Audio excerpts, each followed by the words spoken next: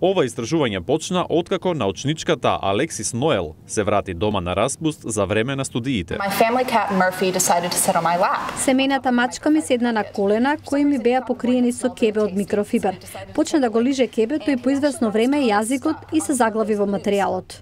Зачудена зошто тоа се случило, Ноел одблизо го погледнала јазикот на мачката кога се вратила во лабораторија. Брзо открила дека јазикот на мачката не бил заглавен поради материјалот на кебето, туку отиврвот на јазикот бил покриен со остри запци во форма на клешти. Тие се рамни и се свртени наопаку, додека не се потребни за тимарење, тогаш се вртат напред. Плунката пак поминува низ крзното на мачката и оди на кожата. Таа останува таму додека мачката не го притисне јазикот на крзното. Ноел користела 3D печатач да направи четка покриена со такви запци, за да го копира начинот на кој мачките го лижат нивното крзно.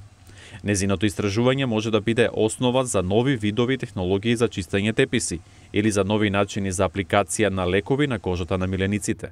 Потенцијално дури и да се намалат алергиите кај луѓето што се осетливи на мачкино крзно. Мислам дека е фасцинантно од оваа студија произлезе ваков интересен механизам. Постои стара изрека дека љубопитноста ја уби мачката, но во овој случај ја откри една од тајните за успехот на мачките во животот.